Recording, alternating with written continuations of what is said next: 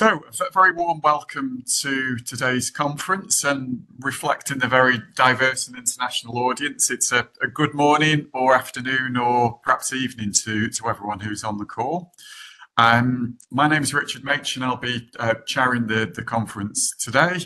I'm an associate professor in the School of Social Work, Care and Community at Nottingham Trent University in the UK, and part of the organising committee for the conference, alongside my excellent academic colleagues from 3 universities in Canada: University of Manitoba, Université de San Boniface and Lakehead University, and Birmingham City University in the Midlands of England. So we've got a really diverse group of academics on our partnership. I think most or all of our group are on the call, including Peter Simcock from Birmingham City University, Jess Wagner from Birmingham City University, Sid Frankel from the University of Manitoba, Erica Siddle from University de San Boniface, David Elper from University de San Boniface, and Anita Valancourt from Lakehead University. And a special mention also to our colleagues providing the really important tech support and marketing and promotion. So we've got Dave Nichols and Barra Henderson from the University of Manitoba. So as way of an overall introduction to today's conference, this is actually the 6th international conference which has been organised by the partnership dating back to 2020. And the partnership originated from a shared vision between Birmingham City University and the Canadian universities, recognising that for social work academics, practice educators, students, field instructors, we should be able to understand the poverty-related problems experienced by our service users in multiple ways. And when thinking about the opening to today's conference, I was reminded of a blog that's been written by a social worker here in England that I often share with my students, that has the title that poverty is the wallpaper of social work practice. And I think that title, poverty being the wallpaper to our practice, very much captures the perspective that the partnership has. And the conference is a core activity of the partnership, but more broadly, we want to create a dialogue and exchange of knowledge between academics, practitioners, service users, and to really to encourage knowledge exchange and collaboration in this area of social work and poverty. And in the first of our conferences that looked at this idea of intersectionality and poverty being an important element of that, we heard from speakers from Europe and North America, Asia and Africa on topics including poverty and disability, fuel poverty, human trafficking, and the role of poverty in the oppression of LGBTQI populations. And just as a heads up, I will put out another reminder at the close of the conference today that we are already planning ahead to our next conference, which will be on the 16th of October of this year, where we've got a slightly different focus and an equally important area where we're going to be focusing on inequality in the workplace and the responses of social work and social policy to workplace inequalities. We'll share the details in the chat shortly, but there is a current open call for abstracts with a deadline of the 11th of April. But returning to today's conference, really excited to be able to introduce papers, 4 papers, which are focusing on social work and poverty and the alignment with core social work values, localised poverty eradication in Canada, how alumni in Trinidad and Tobago during the poverty line, and the intersection of poverty, youth and agriculture. So in a moment, I'll hand over to my colleagues from the partnership to introduce themselves, but just a note, if I can, on the practicalities. So I'm sure everyone will have seen from the conference programme, we have 4 presentations, each of 20 minutes in length, with the opportunity then for a further 10 minutes of questions. So when we get to the question stage, if people can either pose a question in the chat that I will come to, or raise a hand, and then to pose your question when invited to do that. I'm sure the presenters welcome comments on their papers, but if we can be as focused as we can, that there are questions that they can respond to. And just a general housekeeping, that it's helpful during the presentations if we can mute ourselves and turn our cameras off, so that we can give our full attention and not distracting the presenters. So thank you for the opportunity to open, and a very warm welcome to you. So if I can just briefly hand over to my colleagues on the partnership, and Sid, if I can come to you first. Good morning, everyone, and thanks so much, Richard. I'm Sid Frankel, a senior scholar at the University of Manitoba Faculty of Social Work. We are very pleased to be part of this collaboration. It's a kind of a testament to cooperative internationalism at a time when at least part of the world is trying to move towards empire and maybe even a return to mercantilism. I'm especially proud of the Canadians who are presenting, my colleagues Leila Sarangi and Hannah Berry in Campaign 2000 to End Child Poverty, and Dr. Petra Roberts, now of Metropolitan University in Toronto, a graduate of the University of Manitoba PhD program where she began this research. So welcome, everyone, and I think you should prepare yourselves for a very interesting conference. And I will hand it over to my colleague, Dr. Jessica Wagner. Thank you, Sid, and thank you, Richard. I'm Jessica Wagner. I'm a senior lecturer in social work at Birmingham City University. Good afternoon, everybody from the UK, and I dare say good morning if you are in Canada. I'm delighted to see so many of you here today. As comprehensively said, we have a great program ahead of ourselves, and I really hope that you are enjoying the conference and that we shall see you at the next conference, as well as Richard outlined in October. And I shall hand you over to Dr. Anita Valancourt for the next round of introduction. Thank you. Thank you, Jessica. And welcome, everyone. We're so pleased that you're able to join us today. My name's Dr. Anita Valancourt, and I'm an assistant professor at the School of Social Work at Lakehead University at the Thunder Bay campus, where it's not so cold today, and I hope it's good weather where you're all at. And I also, again, hope you enjoy the conference. Thank you so much for coming. And I'll turn it over to David Alper. I don't know if people can see me.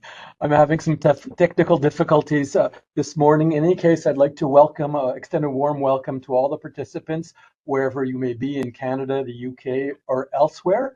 I'm the director of the School of Social Work at Université de Saint-Boniface, which is the only French language university in Western Canada, located on Treaty 1 territory in Winnipeg, Manitoba. And a warm welcome to everyone.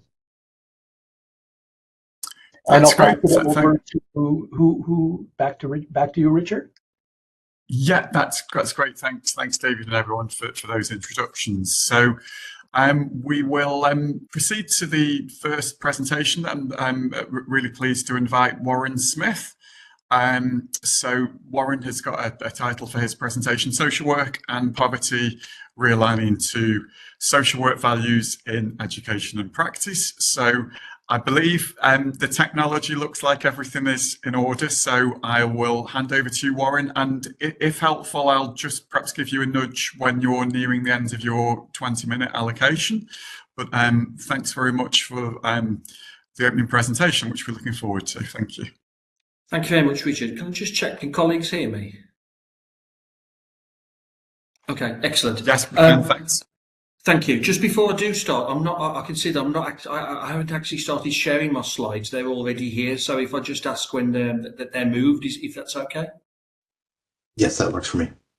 Okay, thank you. My name is Warren Smith. I'm a senior lecturer in social work at the University of Wolverhampton, which is in the West Midlands region of central England, pretty much smack bang in the centre of England. This presentation is entitled Social Work and Poverty and how we could realign social work values in education and practice, or the repositioning of social work. The values of social work in England have not changed dramatically over the past 30 years. They've been disaggregated and realigned, but in essence, they're still the same.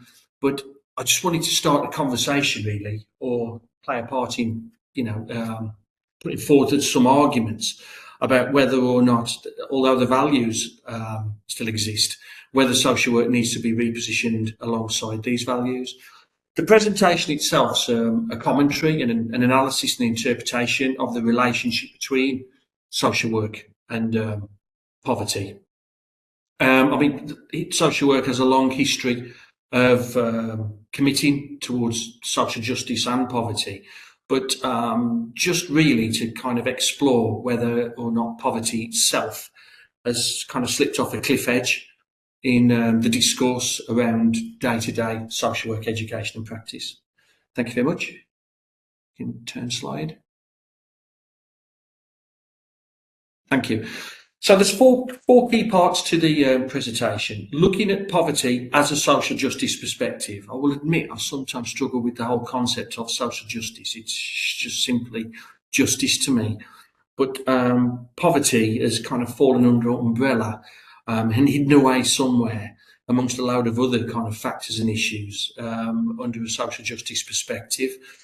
Once we've done that, we'll spend some time looking at that. I want to talk to that just for a few minutes and then perhaps look at, get a feel for the contemporary practice in England. Again, it's just to act as a catalyst around discussion about the orientation, general orientation of practice, and then moving on to the opportunity to build or lend from other frameworks that can assist us in understanding poverty at a far deeper level, before finally looking at sort of social pedagogy and how we could perhaps look to transform education and both practice. Thank you very much.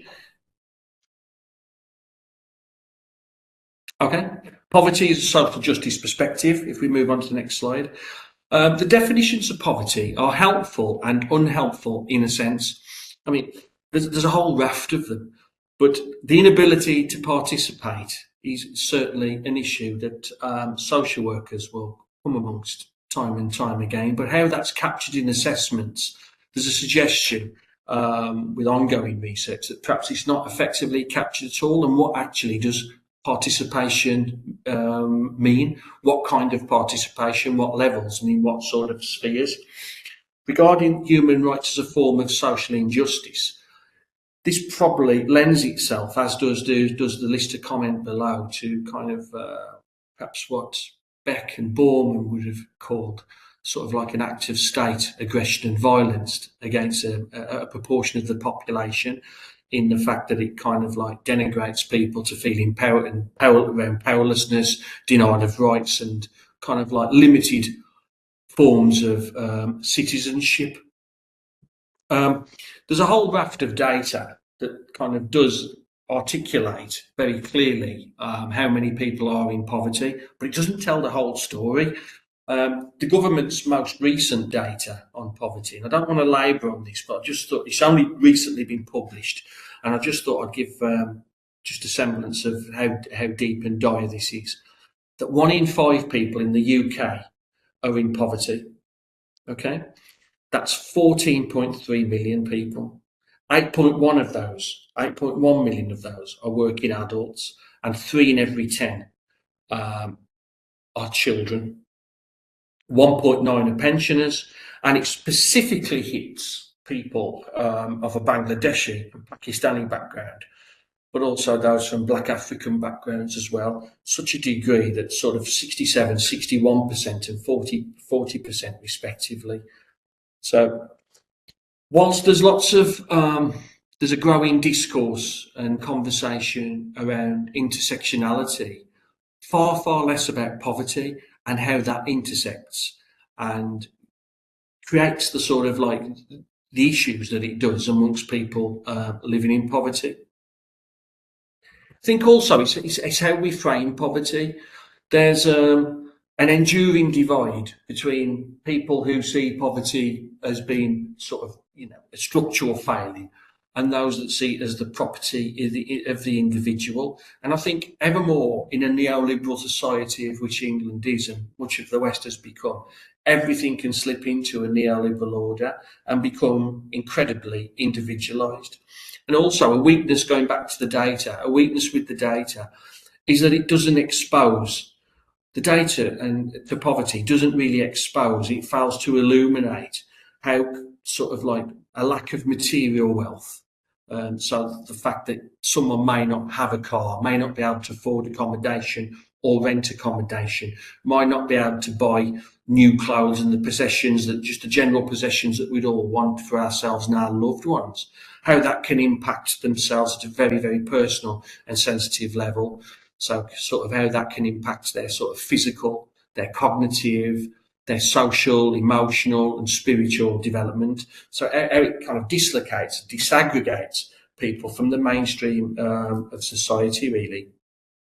And how in a neoliberal world, there's a tendency for this to be perpetuated. We become conditioned to it and fail to see beyond that. The point I wanted to make as well, as a form of identity, people in poverty generally don't use their own poverty as an identity marker in the way that someone perhaps with another form of identity formation, be that through sort of sexuality, ethnicity or faith may. People who generally live in poverty are trying to escape poverty, maybe mask it through forms of consumption, or in some ways may not be fully aware because they're preoccupied with the symptoms of living in dire poverty, be that poor emotional health, self-medicating through alcohol or other illicit substances, or experiencing poor relationships. We just move on to look at the general focus of contemporary practice in England. There's no shortage of bold claims made by particular bodies involved in the oversight and sort of continuation and development of the social work profession. So Social Work England itself, promoting social justice and helping to resolve issues of inequality and inclusion.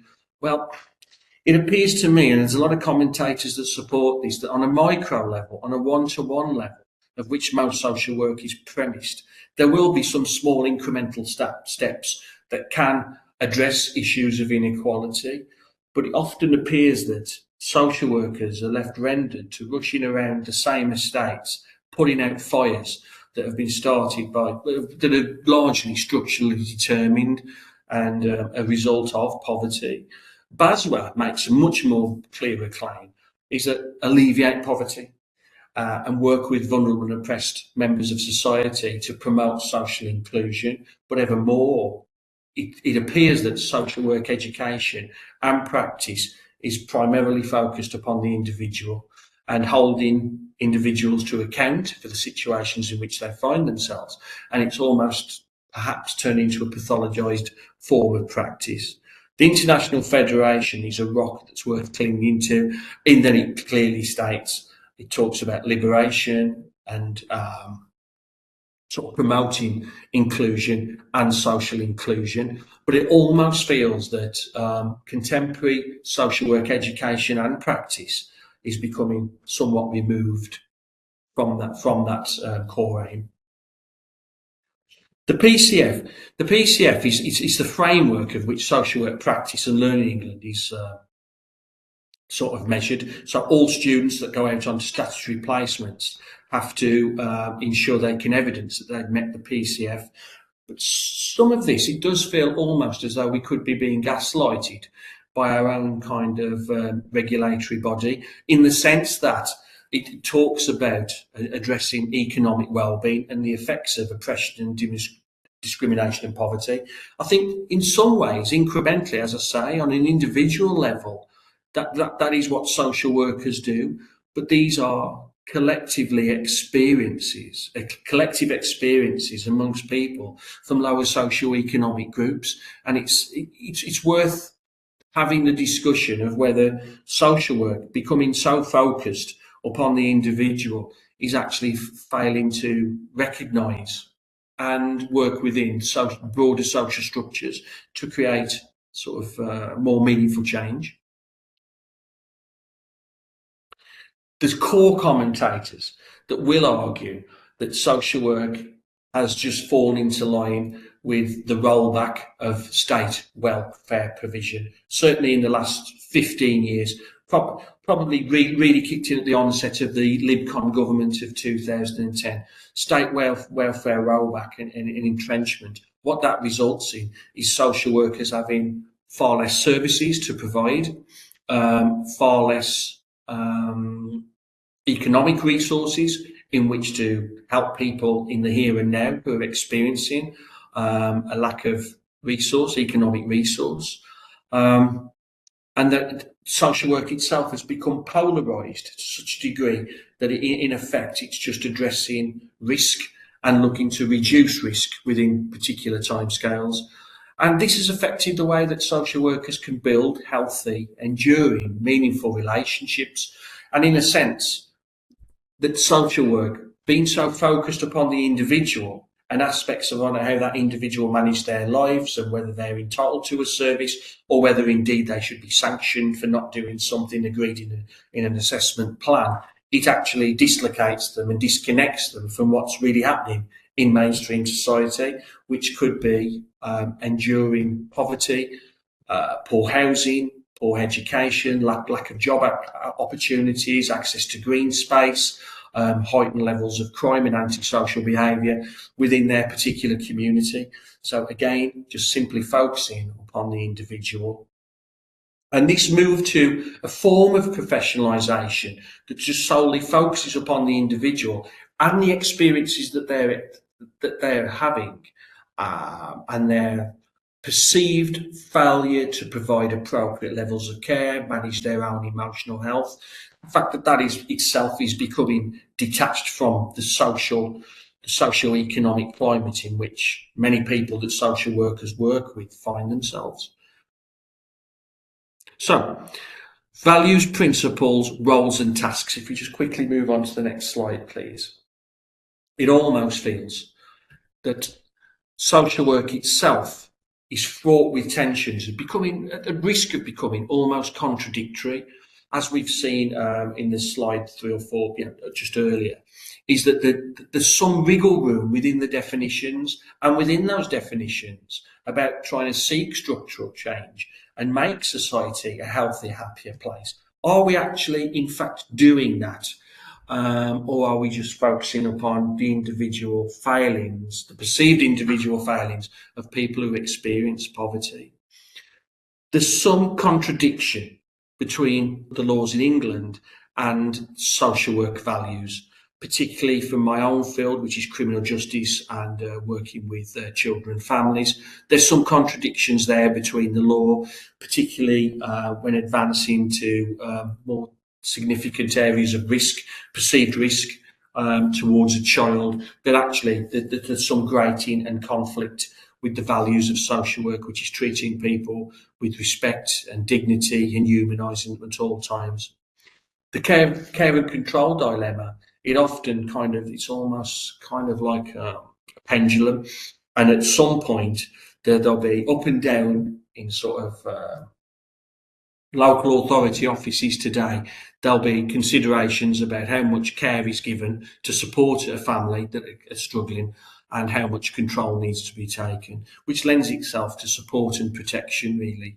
I think the dilemma of contemporary social work practice in England is that it's almost losing its ability to support effectively because of welfare rollback, and the primacy is given to protecting the most vulnerable rather than protecting the most vulnerable at acute risk, rather than being involved far earlier on. It's almost as well as though social work has lost its social edge and that the focus is always upon the individual. So meso level community social work is almost becoming a thing of the past. There are some last bastions of hope where that does take place, but it's coming much fewer and far between. And then there's the media, the government and the public agencies, and there's a long history of social work being used as a public football, really, or a political football, dependent upon the political mood or what the media is reporting at that time.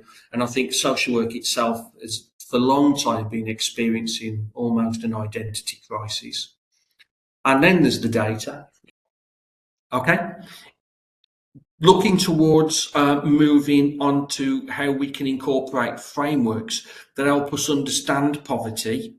There's a whole raft of really good literature, from the Black Report at the end of the Thatcher era in 1980, right through to the most recent Marmot reports, etc., of 2020, which actually outline how the social determinants help us understand the human condition in more detail, and actually brings the kind of the structural anomalies that people experience right down into their living rooms and kitchens, so we can understand at a very personal and sensitive level how a lack of housing, access to education, work and general welfare services can affect us in the most sensitive way, and have implications and influences over our own behaviours, our friendships, our relationships, and help us contextualise the human condition and help us see that human beings generally from lower socioeconomic groups, they're not authors of their own demise. Is that actually the circumstances that exist have been set up to work against them. So it helps us really contextualise that what people experience, that they haven't engineered it themselves, is that society has become so fragmented and so capitalist and so individualised and so neoliberal that whilst the focus is always remaining on the individual, it's almost become, we're all almost part of a competitive market at an individual level, but also a societal level, and that's impacted social work itself. It helps us understand that poverty, what poverty means is having the worst start in life. And the worst start in life, what that means in real terms is not having access to educational resources that we may wish to, because we're living in a household with enduring levels of stress because we're struggling to make week to week, day to day ends meet. It means that this will have an impact upon people's personal relationships, and just living in a degree where there could be heightened levels of hostility, emotions and discord, the fact that leads to stress, addiction, lack of ambitions, expectations, and just those poor relationships, that itself compromises and erodes caring capacity and prevents us from being the person that we'd want to be by not having access just to the basic fundamental resources that we would wish for everyone to have. And once we start perceiving people's situations in this way, it prevents us from pathologising, but also it makes us turn and face the realities of what social work is becoming, and then considering, is there something that we need to really do about this? But continually focusing upon the individual, it's not going to have any long lasting, it's not going to bring any sort of like fruitful conclusion to anything in a meaningful way, because the poverty and the structural poverty will continue to exist. What we do here in Wolverhampton is we have, and this acts as catalyst to get students thinking about their own positionality with regards to poverty, and thinking about the world in which they're going to practice, but starting with the world that they're going to, the world they're going to practice, but where it is that they're from. The University of Wolverhampton is widening participation. A lot of our students are first generation university attendees. So it's getting them to try and build a sense of self-actualization and consciousness, to what the people they'll be working with are experiencing, but also that they may have experienced themselves. So the first port of call is understanding our observations and experiences and being able to articulate those. Then it is about setting that aside, what the data says. There's a whole raft of trends and government data that we can see, we can hone in on with a fine lens to see what types of deprivation people are experiencing on what street, in what house, in what area. Then looking at what the impact of what that data is, so what the social determinants of health tell us. So the human impact of not having access to good housing, the human impact of not having access to being able to build a career. And then linking that to wider sociological theory. So I guess in a sense it's what is happening, how it's happening, who's it working to the benefit of, and then why is there a continuation of this? And then thinking about what social work's response in all that should be. I must say my final comments would be, with the modules that I'm involved in and getting students to think about poverty and social work's response to poverty, it almost a kind of it almost creates a form of Brechtian alienation. For people that don't know, in acting, Brechtian alienation is when the actor or the people on stage or in the movie turn to the audience, break out of character, and give the audience a thing to think about. And it's almost that the modules that I'm involved in sit almost on the cusp of, or the outside of, what the main social work education format is, which is just generally teaching people to become technocratical practitioners, I would argue, more like policy practitioners, where they can work in authorities, believe that they're doing a good job without ever questioning what it is that they're actually doing, and thinking about poverty at a deeper level. Thank you. Excellent. Thank you, Warren. That was a really interesting and timely presentation. I think it's important for us in the social work field to continually return to the role of the profession and what do our values mean in practice when we're working with so many of our service users who are experiencing poverty-related issues. And although it's a mainstream issue, you've articulated really clearly why it does create those professional tensions and dilemmas. So we've got an opportunity for some questions. So there are two ways of putting a question to Warren, either using the chat function that everyone has got access to, if you want to type away in that, and I shall monitor that.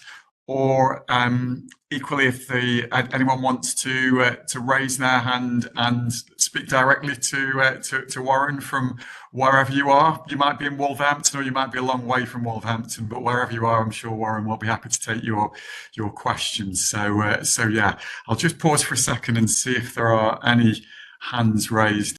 Perhaps, Warren, while people might be just having a think about that, I wondered if I could just ask about the role of social work education in promoting an awareness and understanding of poverty, and that sometimes seems to go in trends. I think in UK universities that's given more prominence, and perhaps what's your experience from Wolverhampton about the focus and attention that's given to these issues? I guess there's a risk that the social work curriculum can become so full of regulatory concerns, teaching of the law, which of course all needs to be in there, that the issues you've described have been marginalised. So yeah, what's some of your thoughts on that, Warren? Yeah, I agree. I think there's a preoccupation with a perceived form of professionalisation, where social workers are almost being created to fill positions in local authorities, where we know that working in local authorities will be expected to undertake specific roles and tasks within particular timescales to meet particular standards. So it's only natural a student coming onto a social work course would expect to receive that kind of education and training. The danger is the deeper critical reflexive thing about, okay, I'm doing this, but why am I doing it this way, and who is it to the benefit of? That's kind of almost being pushed into the long grass. That kind of critical edge. It's almost been, I think, it's almost gone silent. I think when we were taught years ago, social work was perceived to be political. I think the politicisation of social work, and in a very individualised world, there's always a risk that sort of stuff can just go missing. And I think by and large, I think it's worth having the discussion to see if that is the case, rather than just meeting particular types of criteria to think about, because social work's inherently embedded in what's going on in society, is to what's happening in society and what social work's response to that, given the dire amount of people that are experiencing poverty. Excellent, thank you. And there's a couple of questions coming in on the chat. So, sorry, Richard, we did have Jake put his hand up before some of the questions came in. We'll go to the hands up. Sorry, I missed that. Dave, who was that? Jake Finney. Thank you. Over to you. Lovely. Thank you very much. And Warren, I really appreciate what you've just done there. I'm coming all the way from University of Staffordshire, so about 18 miles away. My question is, because I often deliver this kind of things to students and over the course of 2 to 4 hours, and whilst I think it's very interesting, the immediate response I get is from social workers or students is, well, then what the hell am I supposed to do? And I wonder, my answer usually is stuff that I've learned from my own practice, which is valuable. But I wondered if you had something a little bit more evidence-based than that. I can't say that it's completely evidence-based. I mean, we look at different paradigms of what type of social worker a student may wish to be, and what their positionality is, and what's their kind of ontological worldview. How do they see the world, first of all, and then where they see themselves within it. And then inevitably there's going to be the question, particularly after students have undertaken their first 70-day placement in the second year, is what can we do about this? It is sort of as we've discussed, but what's our response? And the response we give is, I mean, at a micro level, if you're helping a family have access to benefits that they haven't before, then incrementally you're making some very, very important change for those individuals. But if you're continually driving onto the same mistakes, and this is generally how social work, from my experience of being a social worker, was continually visiting the same communities, the same mistakes, undertaking child protection measures. It's not that, and realising it's not that these people are situated here are all bad parents. It's that actually they're experiencing the same dire socio-economic circumstances. So then it's a responsibility for social work to be proactive and take a collectivist approach in, first of all, raising awareness, but also incorporating types of pedagogy where we need to be working alongside people. We need to be situated in communities, and much as they do in Germany, work alongside people in their communities to kind of build that kind of self-actualization, that look, what you're experiencing, we're in partnership and solidarity with you, with what you're experiencing. But first of all, try and erase the shame of going through and experiencing the fact that you need social workers coming in, and understand that there's wider societal issues, and trying to put some steps into place to create and be proactive in making some sort of change. I know that that's easier said than done. Thank you, Warren. Appreciate that. Thank you. There's a couple of questions from Jess and Sid in the chat, Warren, that maybe you could pick up individually with those. But the final question, if we can ask and respond to this fairly quickly, please. I think Magella had got the hand up, so over to you for the final question, if we can keep the question and answer fairly brief, please. Okay, so what's happened to advocacy? I was mortified at one point to see on Instagram or something a group of social work students collecting for food banks and celebrating the collection for food banks, which mortified me, because I was thinking, why are they not advocating and boycotting and, what's the other word? Not boycotting, advocating and making a stance for how do we change policy, how do we change other things in order for social workers to not have to be doing things like this. We shouldn't be supporting food banks. We should be absolutely helping communities to make changes. So I'm curious to know what you see is changing, if anything, with regards to people using what I think is regular social work is now radical social work practice, and how that hits in the education system. I hope, thanks for that, Magella. Hopefully, I've interpreted your question correctly. Firstly, the whole food bank thing, we spend a lot of time talking about this. And I think food banks now are just ubiquitous. So in 2007, 2008, you kind of knew that some cities had them. But now they're just a part and parcel of contemporary sort of estate life. All around here where we're situated, but I dare say it's no different to you. They're just everywhere. And if you're a student and you've been born into this, and you've been conditioned to believe that this kind of Dickensian sort of act of having food banks is quite normalised, then it takes a monumental kind of process of really thinking about what's happening in our society. I think that the problem is with neoliberalism, of which I perceive food banks, sorry, I will keep this short, I perceive food banks to be part of a result of neoliberalism. And I think they're just everywhere now, and that they're used. And the fact that we have social workers themselves drive people to food banks. I did that myself when I was in practice, to get people through the weekends, to get them through Christmas. It's just shocking. But the reality is, and the frightening thing is, without food banks, there isn't anything. So how can we create some sort of structural change?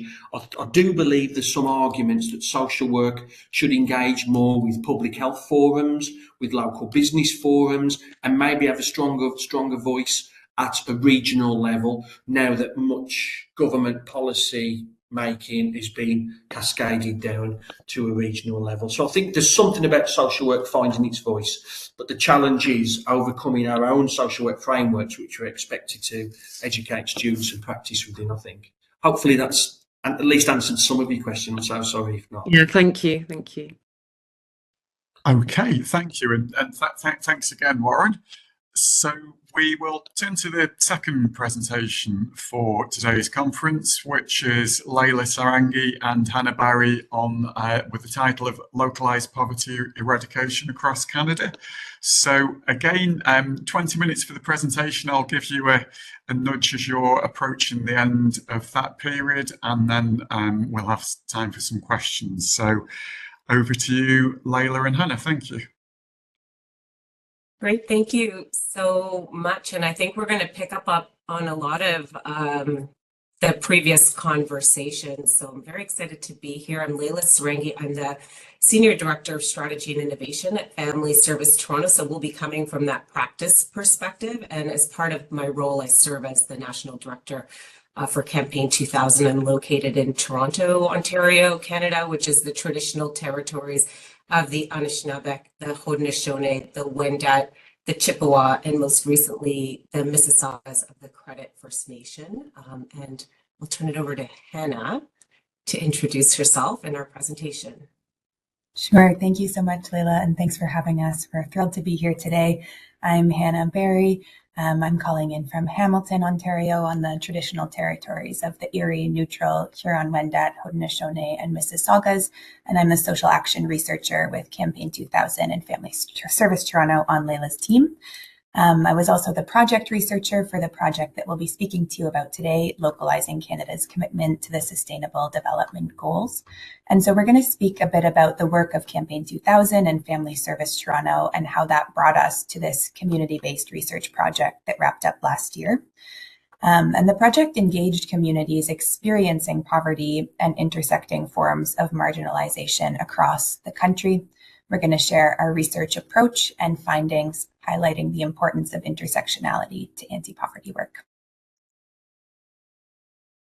Thanks. And Dave, are you going to be switching the slides for us? Great. Thank you very much. So first, I just want to contextualize the work of Campaign 2000 within Family Service Toronto, which is an organization that strives to continually connect our frontline, that small a advocacy work that Warren was talking about, getting a benefit for a family, getting a transit pass for a family, supporting a family with individual counseling, and connecting those individual experiences to our social action, systems change, public policy work. There's an excellent quote that Archbishop Desmond Tutu said that reminds me of this, and he had said he was an anti-apartheid activist in South Africa, and he had said we have to at some point stop pulling people out of the river and go upstream to find out why they are falling in. And that upstream, that water is, you know, that social and the systems piece and the public policy piece that governs, you know, how people experience poverty, marginalization, and systemic discrimination. So all of our social workers are clinical counselors. We work in the area of people who are affected by gender-based violence, adults and children labeled with developmental disabilities, and people with mental health issues. All of that individual work feeds into and informs the research and public policy and social action work that Hannah and I do. On the next slide.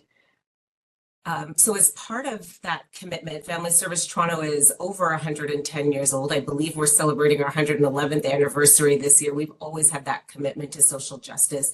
And as part of our work for advocating for poverty eradication, we had worked with our progressive governments and organizations back in 1989. A resolution was passed in our House of Commons. It was unanimously passed, this resolution that you see on the screen here, to end child poverty in Canada by the year 2000. So that was a unanimous resolution, and organizations like Family Service Toronto that were working in that area at that time saw that it was a great resolution, but in the subsequent years, there was no progress being made towards that. And it seemed like the goal of achieving that eradication of poverty by the year 2000 was unachievable because there were no new programs, no systems change, no public policies that were being implemented. And so organizations convened. They wrote a report card monitoring and outlining the state of child poverty at that time. And we have been, and they created the campaign 2000, and Family Service Toronto has been backboning that campaign. It's over 120 organizations located across the country from coast to coast to coast. And they have been monitoring, tracking, and reporting annually on child and family poverty in Canada since 1991. And Sid has been a steering committee and driving force of this campaign for many, many, many years. And so we have been doing that work. I'll just quickly share some of the way we approach our perspective on poverty. If we can go to the next slide. We know that poverty is very dynamic, and Warren talked about housing and services and things like that. And oftentimes, income is used as a proxy for poverty. In Canada, there are different ways of measuring poverty. We have an official poverty measure. It's called the market basket measure. It costs out a basket of goods and services that an individual or a family would need to be able to purchase in order to have a modest standard of living. If they can afford that basket based on their disposable income, they're not considered to be living in poverty. If they cannot afford that basket, they're considered to be living in poverty. And on this graph, that's represented by that light green line on the bottom. 735,000 children in Canada live in poverty according to the market basket measure. Now, that measure is it is flawed in that the survey, the data that's used to calculate that measure, there are many groups who tend to have higher rates of poverty who are not represented. They're not counted by that survey. They're not included in these numbers, such as our Indigenous communities, people who live in our northern territories, people who live in group settings, and people who live in low populated rural areas. All who tend to have higher rates of poverty are not counted in our official poverty measure. We use a relative low income measure. That's this higher blue line. We look at tax filer data. Anybody who's filed a personal income tax form gets counted in this measure. It's very broad, and it the threshold is set at the median income. Anybody who falls below the 50% line of all incomes gets counted in that poverty measure. It's a measure of really inequality and income distribution. And according to that measure, almost double the amount of children live in poverty in Canada, about 1.4 children. On the next slide, we look at in our report cards, we look at the disaggregated data. It's important for that intersectional analysis. We look at how poverty is different across our geographies. And again, you can see here in our Northern Territory of Nunavut, where it's mostly populated by Inuit people. 41.8, almost 42% of their children live in poverty. And when we look at the Nunavut report card and we talk to our partners and we visit up there, we can see that that's an underrepresentation of the actual situation there.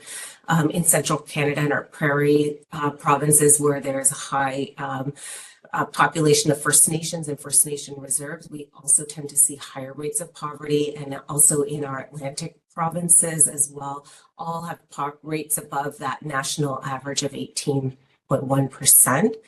On the next slide, we also look at socio-demographic data.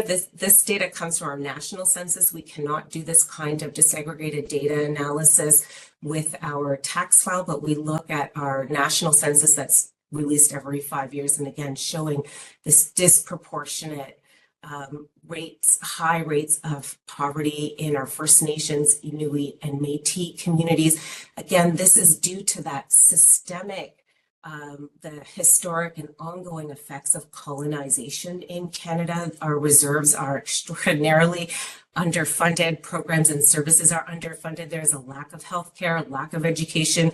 There is the intergenerational trauma that these communities are still dealing with.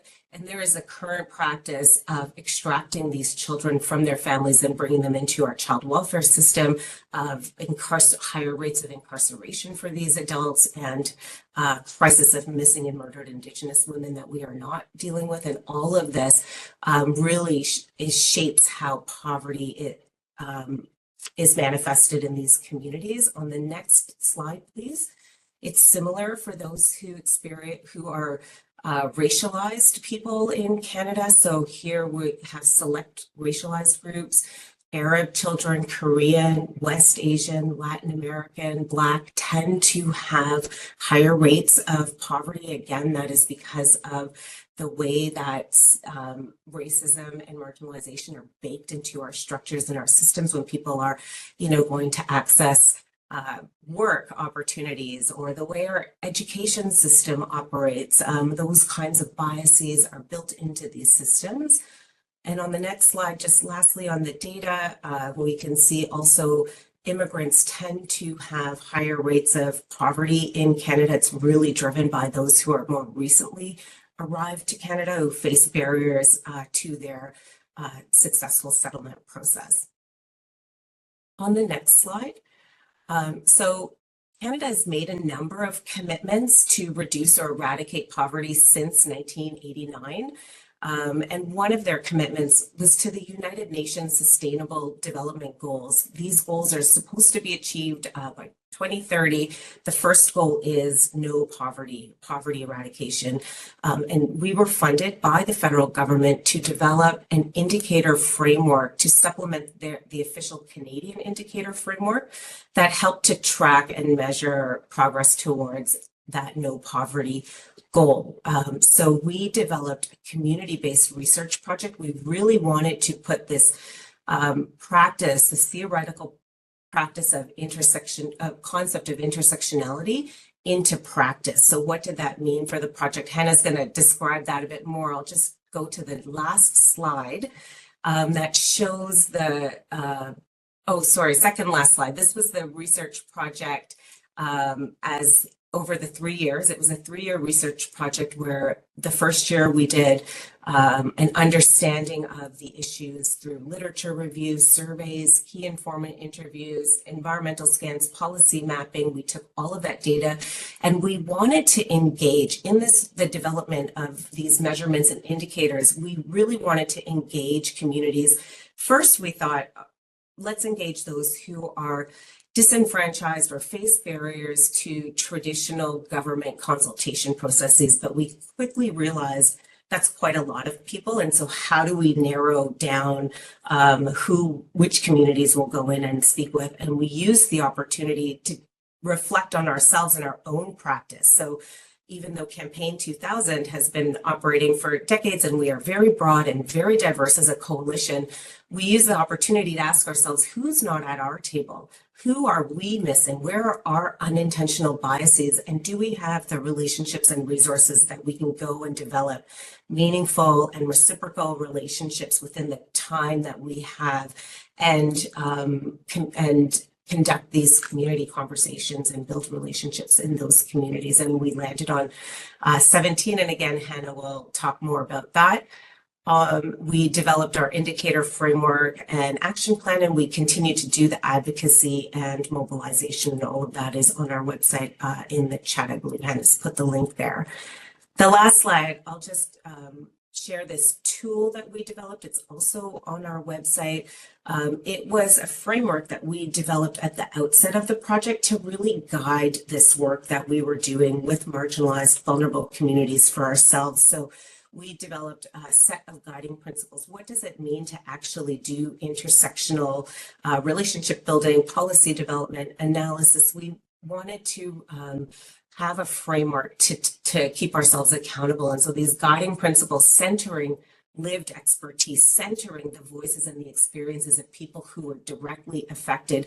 And that meant uncentering ourselves, taking ourselves out of the center, really shifting the power dynamic and relationship, being accountable, not just to our funders and our board of directors, but to each other as a team, to our stakeholders, to the communities we are working with a real vision towards solidarity and transformational change, working across various social demographic categories and social and demographic locations, being adaptable and embracing all of that human complexity that comes along with that, not trying to simplify the methods or the results for the sake of an output, but really embracing all of that diversity and complexity and leaning into that, and a real valuing of human rights principles. We applied those principles to each aspect of the project. So when I was hiring the project team, looking for skill sets for staff who are able to do this kind of work or be self-reflexive, we applied it to our methodology, to the way we analyzed our data, and to the development of our outcomes and action plan.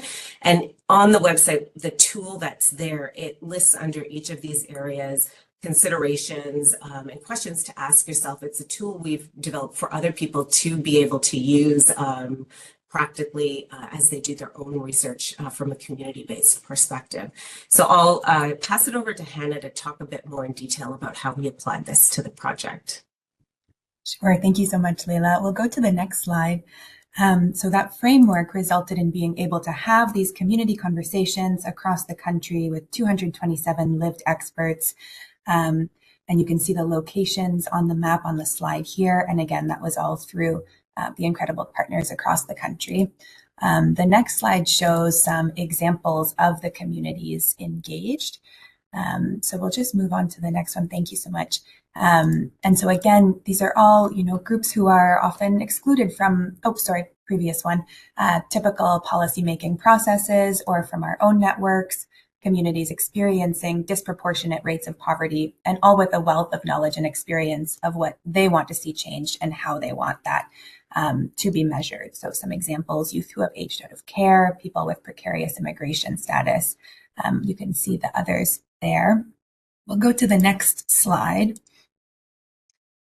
And so looking at the approach and practice, so Leila took us through the intersectional rights-based framework. But in practice, what did that look like? So some examples included, really making sure we were mitigating that power dynamic. We know typical consultation processes or research processes, even dynamics with a client or service user. There are power dynamics at play that can prioritize the professional or academic knowledge over lived expertise. And so we tried to really ensure that we were building trust and working with good faith with folks right from the minute we walked in the door. And so that looked like, giving people cash honoraria at the start of the session so they could leave any time for any reason and still have that recognition of their knowledge and labor. It looked like ongoing consent processes and multiple opportunities for feedback. So, for example, writing a what we heard summary and sending it back to participants for feedback before any analysis or sharing of their contributions. And in a trauma-informed way, it looked like having a strengths-based approach where we spoke about visions for ending poverty, ideas, and solutions, rather than experiences of trauma and marginalization. And so the visual here includes some visions of no poverty from a Yellowknife conversation. And so we'll go to the next slide, just to touch briefly on the impact of this approach in practice. It resulted in really rich and supportive discussions. We went in, being mindful of over-consultation. We heard a lot about, folks are over-consulted, nothing ever changes. They're not seeing the actions that they're recommending. And so we tried to be very clear and direct about what we can and can't do. And through the approach, it turned out that we heard people wanted more of these meetings. You can see it in the quotations there, with more people involved. They wanted to meet others across the country experiencing similar things and work with them. And so you can see from the images here, we also tried to meet people where they're at, ensure that culture and language was respected. At times that looked like maybe Layla and I step back and allow a trusted community member to facilitate the conversation, all kinds of adapting to each particular circumstance. The next slide just goes over some of the project outcomes. So we spoke a bit about the research findings, the research framework tool. There were events throughout the project supporting partners with events like the Yukon Poverty and Homelessness Action Week, trying to use the resources of the project to bring folks together. Advocacy in each local context as well, supporting local priorities. And again, community experience and connections. This was really, really valuable. Some of the impact from that last slide, the benefit of bringing people together. And, at one point, somebody brought their own petition to the community conversation and passed it around for folks to sign. People exchanged numbers and connected with each other, which was a really valuable outcome. And then the indicator framework, which I'll touch on very briefly. I know we're approaching time. Thank you. But encourage you to explore yourselves as well. We'll put the link in the chat. Perfect. So this is the output that is intended to supplement the Canadian indicator framework that Layla spoke about. And so this is from all the community input. We've spoken a bit in the conference already about various definitions of poverty, different frameworks to look at it. And it's hard to, no one measure tells the whole story. And so we're looking at poverty as it relates to 12 different dimensions here that are all relevant to ending poverty. And there are some that might be typically more thought about, like income security, decent work, housing. But we heard that community connection, justice, freedom, social inclusion are all equally important. And again, really spelling out the need for an intersectional understanding of poverty and an intersectional approach to eradicating it. We'll move to the next slide, and I won't talk through this one. You can see the link at the bottom there, but this is just one page of those 12 dimensions. And so it's a long document with lots of different measures and indicators, all based on that community knowledge. And on the last slide, just our information. Thank you so much. If you're interested in learning more, signing up to the mailing list, that information is there. And we look forward to discussing with you all. Thank you. Thanks, Hannah, and thanks, Layla. So I was particularly struck around the methods, and you both described the really, you did mention solidarity with the participants, Layla. So, and I think you described those methods, and then that very much seemed to feed into the results that Hannah talked about, that I think the methods seemed critical in terms of building those relationships with people and actually the results that you've got. And it's interesting, in a conference like this, we're always going to try and define what poverty is, and I think that's important, and the metrics and the measurements, but that multi-dimensional aspect of poverty that you really displayed on the final slide. So thank you. So as with the previous presentation, we've got some time for some questions, either via the chat function or if someone wants to raise their hand. So again, I'll try and keep an eye on hands that get raised, but Dave, if you can help if I miss any of those. Absolutely. Thank you.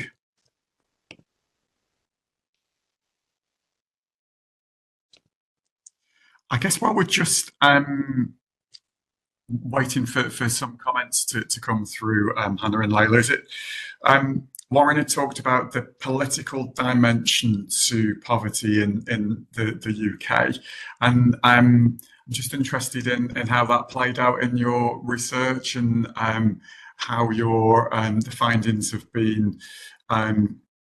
been accepted or perhaps challenged by politicians and decision makers in Canada.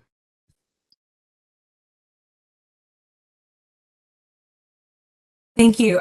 Yeah, that's a great question. And as part of my role with Campaign 2000, I'm a registered lobbyist at our federal level and the provincial level. So a big part of what we do is try to seek buy-in from all of our parties. We're nonpartisan. We work with everybody who is elected, who are our elected representatives.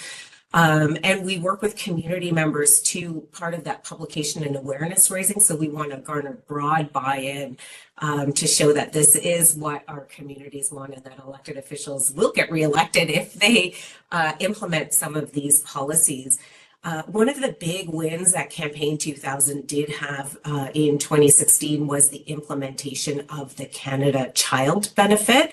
Really reduced child poverty in a way that we hadn't seen up until then. And before, it was hovering at about 20% mark. And when we had the implementation of the Canada Child Benefit, we saw a real reduction in those rates. So what that meant, though, was that our Liberal government would say, oh, we've implemented this benefit, so now we have dealt with poverty in our communities and we have checked that box. We are still there, but anybody who's following Canadian politics right now knows there's an election, things are all up in the air. The situation is very different, and there is a lot more dialogue around the trade war that's happening and the effect that's going to have on families and people in low income. So there's another opportunity in this kind of time of chaos to build some really substantial progressive or social infrastructure. That's what we are aiming towards. So we continue to push and show that both the data, the quantitative, the numbers, but also for people to hear, for politicians to hear directly from people themselves. I'll say lastly, one of the things that we did tell people in order to, be transparent and build trust was to say, look, at the end of the day, I can't promise if you engage with us that this report is going to make your life different, better, you're going to have more money in your pocket. But what I can promise is I will take your words, your ideas, your solutions in front of decision makers, and I will take you to those meetings with me should you want to come. Help me to advocate. And that's what we did. And it really helped to build trust and relationship. Thank you. And that is interesting, because I often say that in my own social work teaching to prospective social work, so to social work students who will be in practice, that we can't always guarantee those quick wins. We've got to play the long game, but the value in that dynamic of giving voice to people, and for them how important that is. But also you've described those really tangible outcomes politically as well with the Canadian Child Benefit. So that's interesting. Hopefully there's still that space in the political discourse and the chaos that there is at the moment and in the upcoming election. So thank you. And there's two questions in the chat then. The first is from Aimer, which asks whether you could speak more about the methodology used and whether there are any challenges in making that a reality. Hannah, did you want to start on that? Yeah, I'd be happy to. So in terms of the methodology, I mean, we framed these sessions with community as conversations, you know, rather than focus groups. So even from that kind of shift, really ensuring that we were kind of taking away the traditional research dynamics and framing them as conversations. And then we had a guide of, you know, those strengths-based questions that were developed with our steering committee, with our project team, with partners across the country. But what we did for each context, so it started with the gap analysis that Leila mentioned in order to kind of identify the communities that we could have a relationship with and really wanted to speak to for this project. And then we spoke to each community, to the partner organization in each community, and said, you know, this is the template. How can we tailor it to your community in particular? What are the methods? What are the materials? What should that look like? And so often it was a group conversation in a circle, 2 hours, where Leila and I would facilitate. We would write as we were in the conversation, write what we were hearing, welcome feedback in the moment. But there were also, you know, we welcomed storytelling, we welcomed creative methods. We would make sure to have that kind of visual representation in each context, and again tailoring it to each community. And so whether that meant that we would step back and not be the facilitators, and then after each conversation, you know, sometimes there were individual follow-ups. So again, just really kind of adapting to each context and what the community was saying that they needed from us. Thanks, Hannah. And I think that the next question, I think you've already explained the creative methods. Peter was asking around. There was reference in the presentation to storytelling in photography that I think you've just mentioned, and the power of that. So we've perhaps got time for one more question. Dave, I don't know if there were any hands that were raised that I'd missed. Didn't seem like it. Okay. So thanks very much for that, Leila and Hannah. And if anyone has any other thoughts, then please do put those in the chat, and I'm sure Leila and Hannah will respond to those. And I can also see that you've both put some further links to, I think, project reports and some more information about the research. Okay, welcome back, everybody. So we mentioned right at the start of the conference that this is an ongoing series of events, and you can see on screen that the next scheduled conference we have is in October of this year, with the title of Inequality in the Workplace and Considerations for Social Work and Social Policy.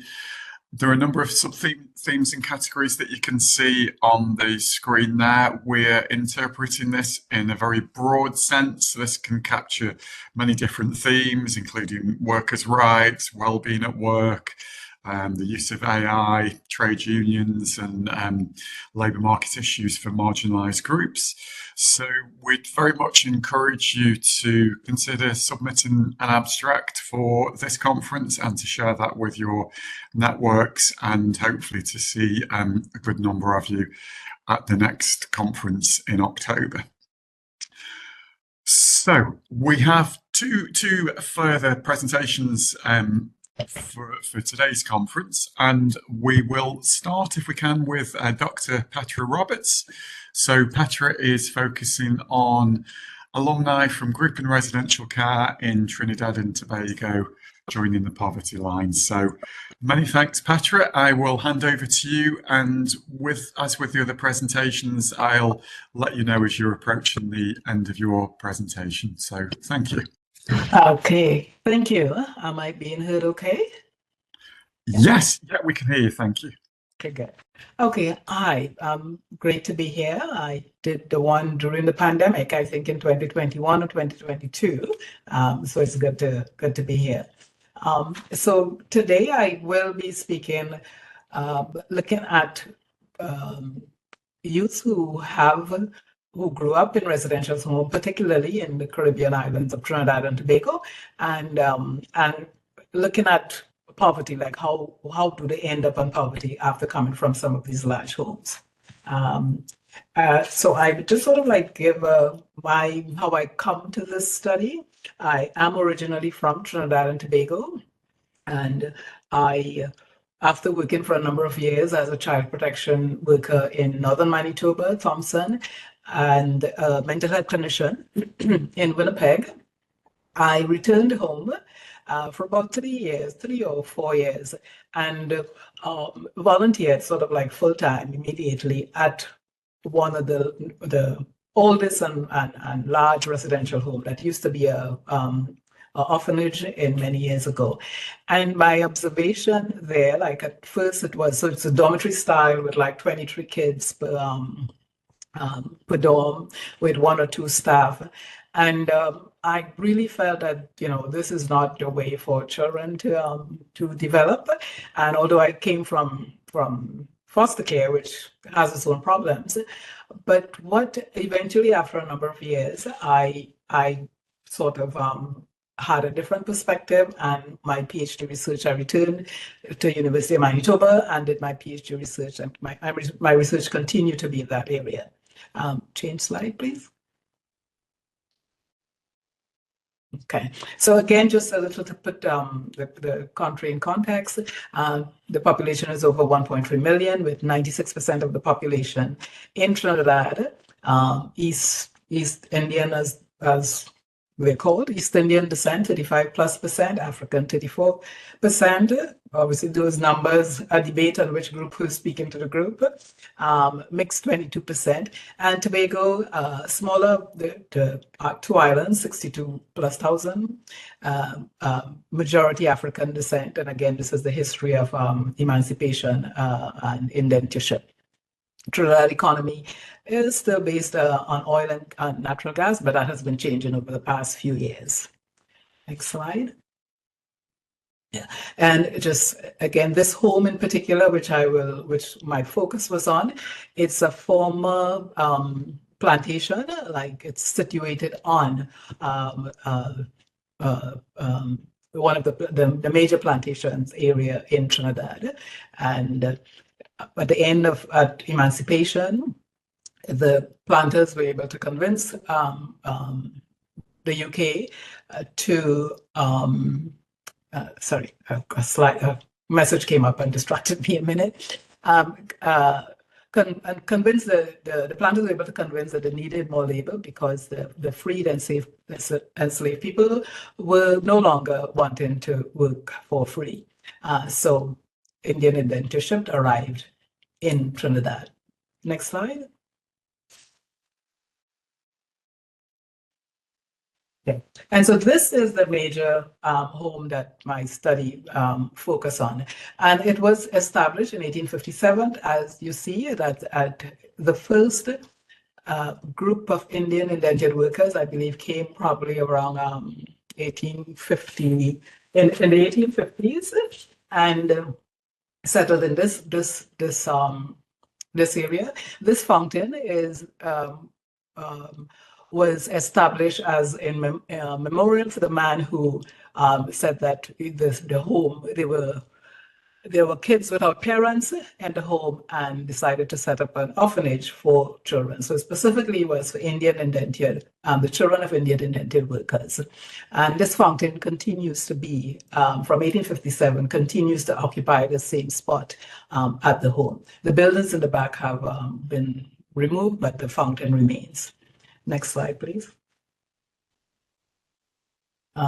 So to kind of get to the point of like social capital and how this leads to just even challenge the concept of social capital here and lead into poverty. The home it's a large home, and admission is not really often. Over the years, it did not have a number of children who were there as with no parents. And so just a few slides in some of my research in like the reasons why they're there.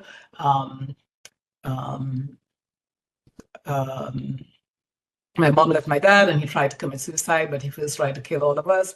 He gave us insecticide to drink, and I was the first one drank it. Neighbors heard screaming, called the police. They took us all to the home and took me there after I was discharged from the hospital. Another one, we at age 6, we were hungry. My brother took all 3 of us to the police station. We need something to eat.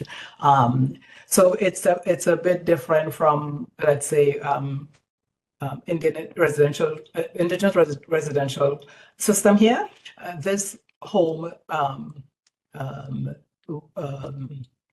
there was a different reason to be there. I was 5 years old. It was me, another brother, and my brother who died here. The body was brought back here. The funeral was one of the most beautiful things here in my memory. Other person, they couldn't take care of me anymore and ended up on drugs, and I ended up in the home. Next slide. Okay, I'm again to develop where this position of social capital from children in the home. So life in the home, I would say that growing up in the home to me has been positive because I was able to learn. Not even my children are exposed to the amount of things that we were exposed to. I was a musician, I did swimming, I did every sport, I was involved in dancing. Others, we had dogs, we took care of them, and we would play as if we were crying, etc. Next slide. Okay. Okay, so this one was a different home that had a different experience. Next slide. Okay, so Christmas was the best. We were always getting invited to parties. They were the best times. My home was the best. It had things like every weekend is a party. We would get lots of toys to the point that we would not be able to open some. The area had underprivileged children. We would dress up like Santa and distribute our excess toys. And next slide, please. And what you would hear that the children had a different experience. So they would have come from poor backgrounds, but at the home, I would argue that they were living a sort of a middle class life. Things that they would do, which the people who remained and where they were living were not exposed to. So the findings there, again, being admitted with siblings because it's large educational opportunities, special privileges, and those privileges include being visiting the Prime Minister and the President's home for Christmas. All the major artists come into the country. They will, give tickets for the children. So they really kind of lived a kind of different life than where they came from. Next slide.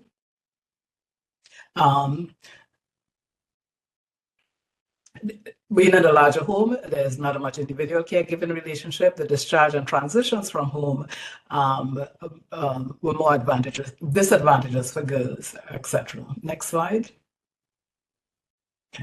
Okay, so this part here, so after my PhD study, and I saw like the girls had a different experience, I continue to kind of like follow in future studies of the gendered experience of the discharge, etc. And this,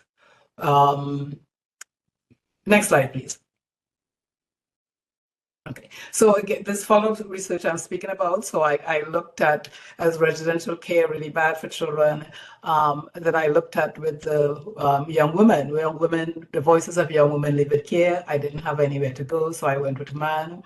Then I followed that up with looking at, so this not having anywhere to go and having relationship with men, what tend to happen is that there's a high risk for teenage pregnancy. So I interviewed women and to see like, is residential care a risk factor for teenage pregnancy, and particularly girls. Continue. Okay, and so it continued to be an issue. So that recent research I started looking at finding solutions for girls leaving care and looking at what transition should look like. Next slide. Okay, so to sort of like put it in even this idea of social capital for me and what they gather from living in the home. So this was a quote from one of the young women. at the home, they used to say it was some way I feel I was a white girl because of the schools I went and all of that, right? So I grew up with that kind of prestige way, a kind of prestige. And coming out, when I came to see where my sister was living, it was a board house with a latrine outhouse. She had 2 kids, babies. One was 4 and the next one was 6 months, and a husband. No furniture in the house, like no chairs. The daughter and I were sharing a bed. I was accustomed to having my own bed, my own stuff, to come in and share a bed and have to use outside toilet. I did not know about that at all. So that was one of the hardest things that I had to get accustomed to, being on the outside. Using the outside toilet was one of the hardest things that I had to get accustomed to because I did not know about that. And what this and many others speak about this sort of like moving from I would argue, a middle class life and moving into really going back to poverty. And even in my thesis, I was arguing that the social capital that these youth develop from the homes, they were not able to kind of like spend that or a transaction when they left, because my whole piece, well, this should occur. Next slide, please. Okay. So I just sort of like put a few definitions of social capital. Putman defines social capital as norms, trust, reciprocity, and social networks that allow society to function. Fukuyama says social capital is an instituted informal norm that promotes cooperation between 2 or more individuals. And for him, that cooperation is the most important benefit of social capital. Next slide. Bourdieu named several capitals in defining social capital. Economic, which he included owning corporations, money, stocks, and other material assets. Cultural, a source of power based on cultural assets that include things like academic credentials that help us get ahead, the clothes, manners, and hobbies that help us fit into elite environments, and social capital, any social connection with an individual institution that has prestige and power. And all of these forms of capital can converted into symbolic capital, which is further converted into a range of material benefits. We can buy this, etc., relational benefits. Next slide. Okay. Just to close this off, Bourdieu's conceptualization of social capital focuses on the conflictual nature of class-based society, pointing to social barriers that make a self-help approach untenable for economically marginal communities and individuals. So in the case where,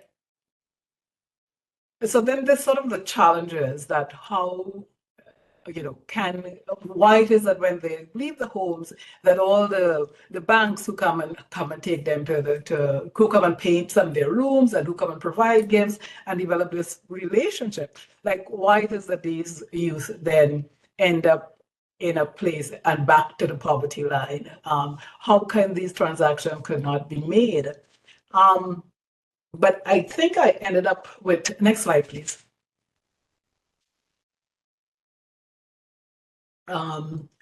So I end up with that, can social capital improve the life of alumni and those leaving care?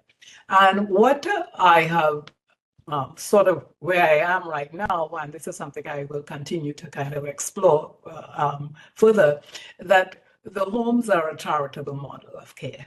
So, and one can't expect that a charitable model of care will end up with this other level. So I sort of like at a position right now, charity model of home does not enable a social capital to serve the youth once they leave.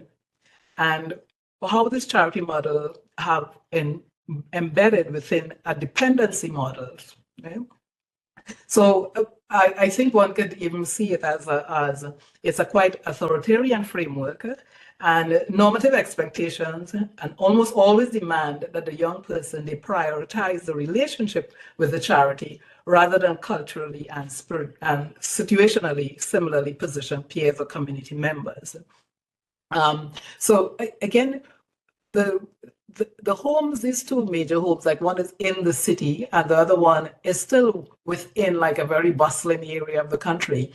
And a number of these youth go back to homes in, let's say, the rural areas outside of these main cities. And most of them would have stayed there for a number of years. And so they no longer then have this relationship with the community they're going back to.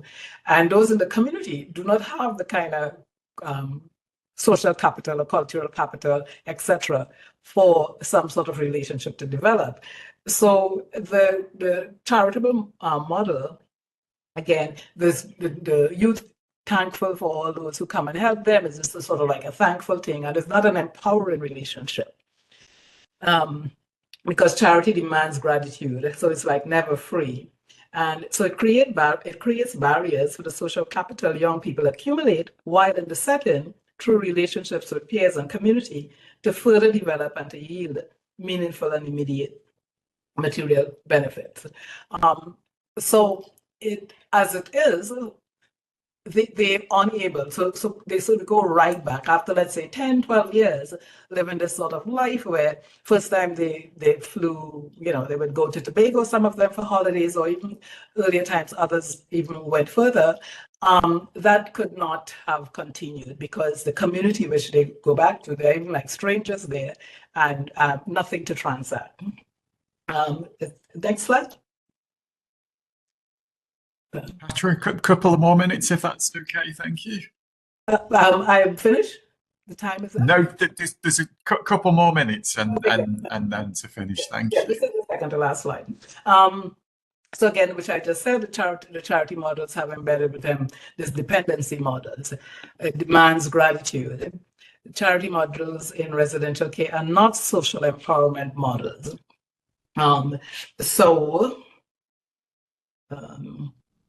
One might argue that the models, especially in residential care, are not social empowerment models, but rather social constraint models that aim to steer young people away from their more organic and relevant relational engagements to conformity and compliance regimes that are offered through the charity, but withdrawn when the young person leaves and seeks autonomy. So in conclusion, this is something I felt that they had some sort of agency, and this is a research topic that I will continue. And this quote here: residential homes, group homes, or foster homes, even those with the highest standards, and cannot tackle roots of poverty, racism, and inequality. If there's an answer to poverty, it must be a political answer based on human equality, democratic values, and a determination to challenge oppression. So it's looking at the structure, it's looking at poverty for these youths, the alumni, to not end up in poverty. As it is, that's what they end up in poverty right now. Thank you.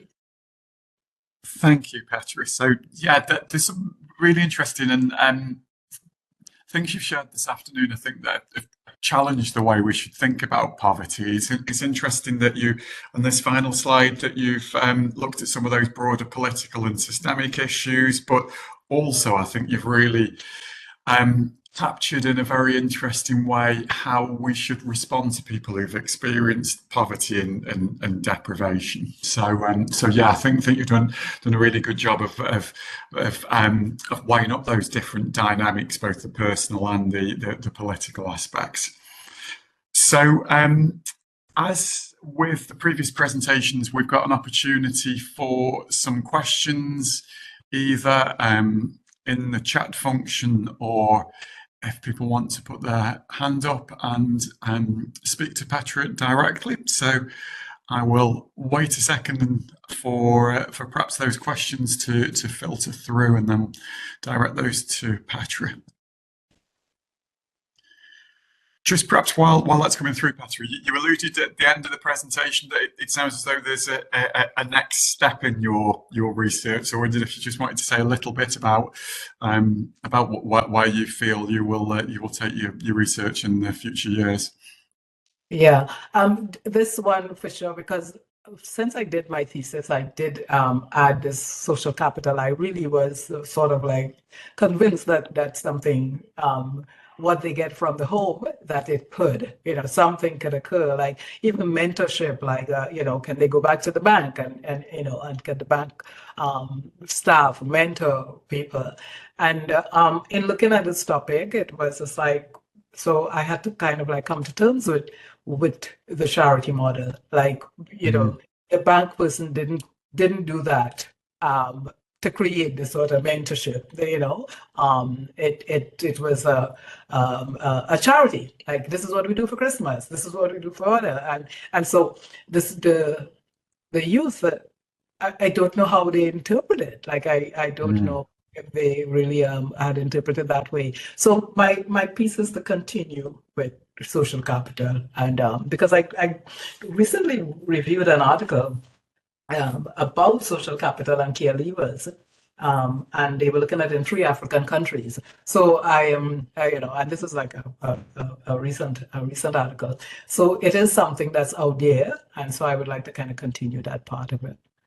Yeah, it's interesting, and it perhaps relates back to the earlier question from the first presentation from the UK about the use of food banks and how we respond to poverty and the role of well-meaning charity, but also the some of the limitations and damage that can cause. So, yeah. Okay, thanks, Petra. Dave, I'm just flicking through. I'm not sure I can see any hands that have been raised in the participant list. So I'll just wait a second to see if there are any other questions that come up through the chat before we move on to the final presentation.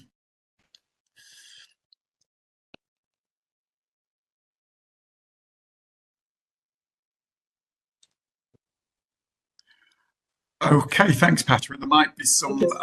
It's often in conferences of this nature, people might have thoughts that develop as the event progresses, and the chat remains open. And I'm sure you'll be happy to respond to any questions that people pose before we close. So, thanks, Petra. Thank you.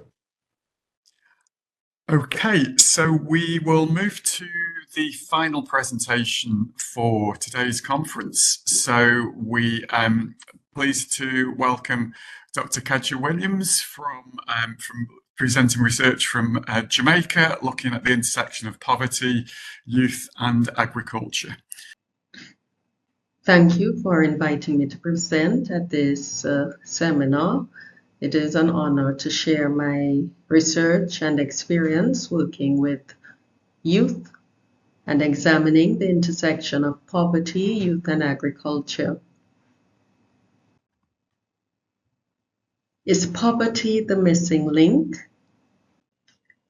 I will provide you with an overview of this poverty situation in Jamaica and the experience of youth in particular, as well as outline my research design and the theoretical framework guiding my analysis of the situation, my key findings, and echoing more so the voices of young people and women in agriculture, and leave with a few recommendations.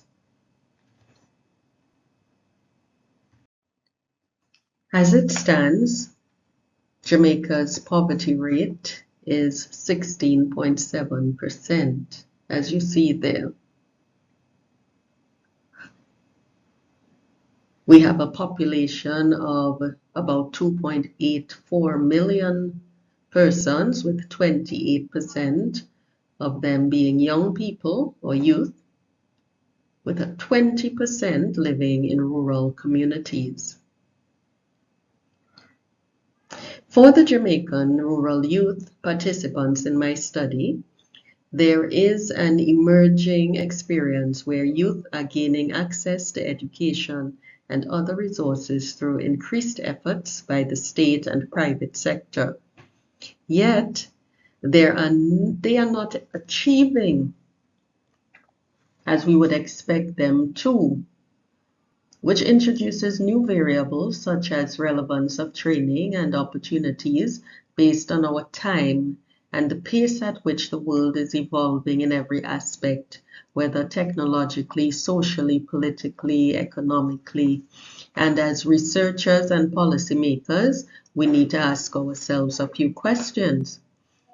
For example, is there a new response to poverty emerging among rural youth as they navigate a world where the goalpost is constantly shifting?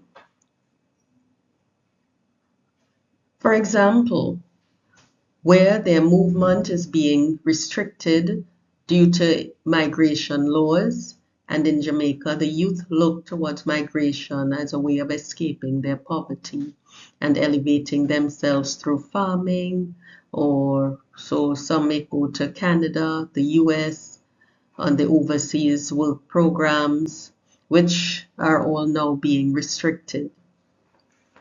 The youth ability to keep up with artificial intelligence and other technological advancements due to inadequate technical infrastructure, and where measures of wealth vary for them, as it now includes their ability to excel in areas such as content creation, as we see online. These expectations and experiences breed a new type of poverty in the less developed countries. Youth in agriculture has become synonymous with technological innovations in agriculture, which I'll explore further in my presentation, where youth are viewed as being more technically competent in this area. This is also related to the developing discourse on agri-food processing, which has become a significant industry and particularly of interest to young people and women. This area, as some of us may know, requires intense machinery, and there is an increasing number of courses being offered and projects that focus on agro-processing and agro-entrepreneurship being offered at various colleges and universities, where scholarships are being offered to stimulate the industry. By extension, this area requires adequate resources and technical expertise for efficient and effective operations. So we ask the other question, why are youth not excelling as they should with all these opportunities? I'm raising these questions so as you listen to my presentation, I hope that together as a group interested in the intersections of poverty, youth, and other areas, and specifically around the very much marginalized and vulnerable young people, such as those transitioning from care, that we can start to think about some ways in which we can help to alleviate this new form of poverty and understand how to address this as a missing link in the intersectionality discourse. Now, looking at the rural poverty rate, we see where approximately 22.1% are in the rural areas live below the poverty line, compared to Kingston and the metropolitan areas at 10.4%. Lower incomes, fewer employment opportunities, limited access to social services, quite a bit of what our earlier presenters would have spoken about, attributes that we need to pay attention to. And with young people in rural spaces, this is magnified somewhat. Their access to services are limited. The basic infrastructure, such as clean water, transportation, electricity, tends to be lacking. So this puts the rural youth at a greater disadvantage. Now let's look at women and poverty in Jamaica. Approximately 22% of our women live below the poverty line, based on data from 2019. That's the most recent we found at the time of this study. And it's far higher than the urban women and men in rural areas in general. The idea of engaging youth in agriculture is not a new one, but one that has been explored, particularly after the experience of the COVID-19 pandemic. And also it's driven by the exports demand. So the engagement in youth as being seen as one of the solutions for food security. And here in Jamaica, there are quite a number of opportunities for formal training in agriculture. And we've seen where, for example, the ministry responsible for agriculture has indicated that 20% of the government lands should be produced by youths. And we have seen where researchers, such as the ones you're seeing here, who speak to youth engagement with agricultural technologies as being instrumental in poverty alleviations, particularly in rural areas. So there is the research to support more investment in youth and agriculture and its contribution to alleviating poverty. Then we see the FAO, the Food Administration Organization, highlighting in their work the role of youth in promoting sustainable agricultural practices, again, particularly in rural areas. Here in Jamaica, they've invested quite a lot in the work where women in agriculture and youth are concerned. So we are seeing there are quite a number of opportunities. The discourse around youth engagement in agriculture continues to grow.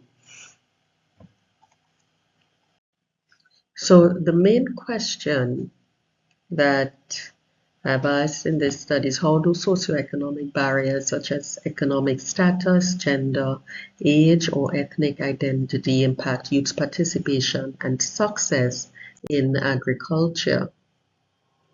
So I do that. I examine that area, looking at some sociological theories such as rural communities and socioeconomic status, looking at concepts, again, youth in agriculture, women in agriculture, looking specifically at feminist political ecology and the role of women as nurturers of the land, and women having an instrumental role in terms of stimulating production and food security and sovereignty. And I include sovereignty because, there's no food security. We don't really have food sovereignty, and particularly countries such as Jamaica that has been colonized, and our whole food system had been disrupted. So we must speak about food sovereignty. The methodology in which I used was that of a qualitative inquiry, and over 10 years of work expanding here, but for this project, I've just extracted a little part of a larger body of that work. So it's around ethnography, interviews, focus group discussion, systematic observations, and documentary analysis. Specifically for this study, I looked at the data from 15 females and 1 male final year agriculture students between the ages of 18 to 35 years, and also looking at a network of rural women producers, 300 of them between 18 to 70 years, and I use this data for comparison with the youth's data. Then I analyzed the themes, looked at content analysis so that I can get a deeper understanding.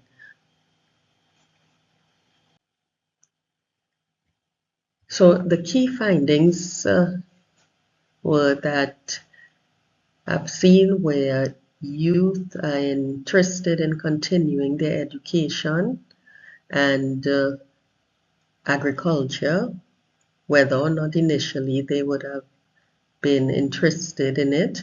It seems to be a viable option, even if it is short courses. Access to financial resources which support agricultural pursuits was significant. Concerns about the viability of entrepreneurship, although the interest is there, that question of is this profitable, is this sustainable?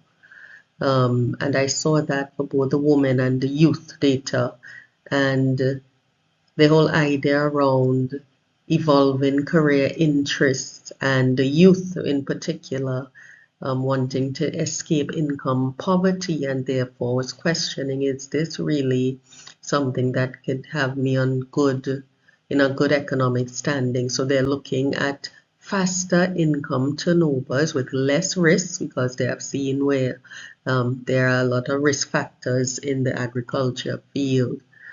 So youth, this has been a deterrent for them. So they've been looking at ways, for example, of how to make the money fast, but at the side, agriculture can be an option. So I go a bit deeper into the analysis there and to look at those core themes. So all of the youths in the study demonstrated a high interest in agriculture before their formal training. But then, as I said, they began to question it. Is this really something I can survive on? 2 of the 16 youth participants planned to pursue agriculture in the long term, and 14 of them were interested in pursuing careers that were indirectly linked to agriculture. So you're still seeing the interest, the passion, yes, the interest, the passion. So it's connected though to cooking, veterinary science, health and wellness. 12 of the 16 youth were exposed to agriculture as children through family businesses. And again, they indicated that they were exposed to the challenges that their family members would have had pursuing agriculture.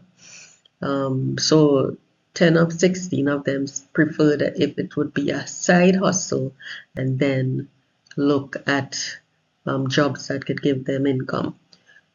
So they were also concerned about access to land and other resources, the environmental threats, transport costs, the distance of getting their goods from their farm to the towns is a major concern, and of course crime and violence.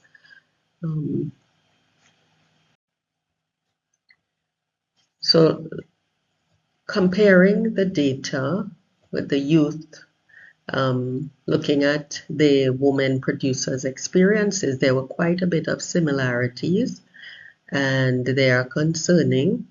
So the women, for example, lamented throughout the study that there remains major economic barriers to them. So, for example, having limited access to finances so that they can purchase their inputs, cultural and social barriers, women having to depend on their male spouses, husbands to have access to land. And then, of course, the scalability and asset acquisition constraints, because they are more inclined to look at agro-processing, but the inputs are very costly. And again, we see the challenges with financing. And greenhouse farming, hydroponics, crop production, they all, in order to be profitable, it requires large-scale farming. which sometimes they don't have access to, so they remain the smallhold upholders. They have small properties. The acreage is not sufficient to sustain this kind of large-scale farming requirement. Despite these challenges, again, there are many opportunities for youth and education and training, which I highlighted.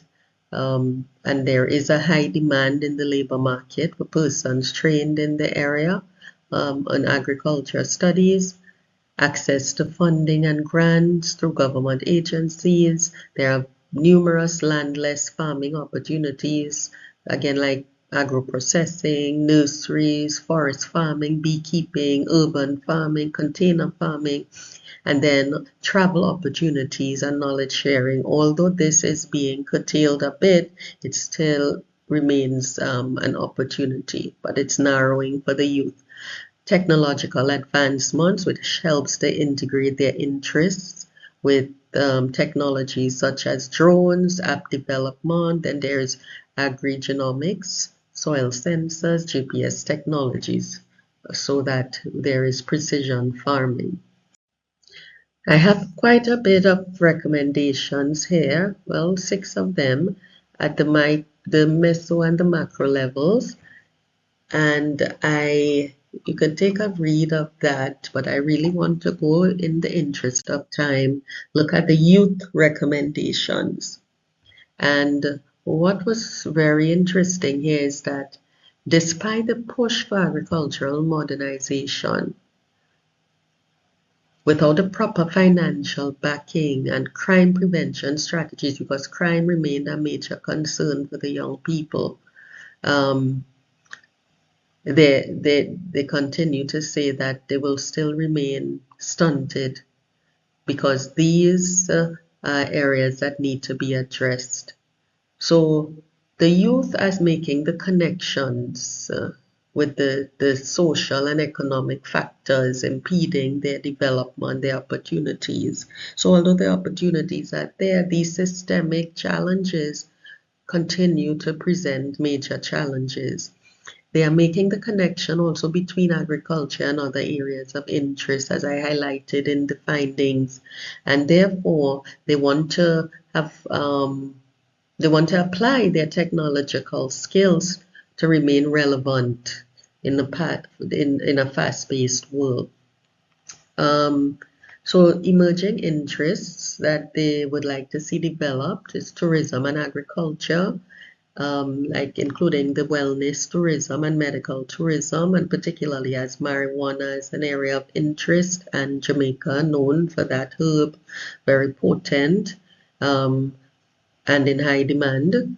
Health professions that incorporate healthy foods, dietary care planning, mental health, food preparation, producing and consuming local foods. Again, around food sovereignty, the young people are saying instead of just focusing on production for export, they need to produce to consume and consume what is good for them as Afro-Caribbean people and also their families and the wider community. So pursuing other careers but managing food production. Okay, they're saying that it is possible for them to have dual or probably triple career paths that includes food production, because the technology such as AIs and cameras can facilitate long distance engagements. In conclusion, empowering rural women and youth in innovative agribusiness is essential for eliminating poverty through agriculture practices. We need to invest in youth through more public-private partnerships and particularly grassroots initiatives which address their lived realities, listening to them, understanding that they are seeing the world differently. There are different factors influencing them. As we indicated here today from this study, they're seeing poverty in new light, in a different way. They're experiencing it in a different way. And therefore they have different ideas of how to respond to their lacks.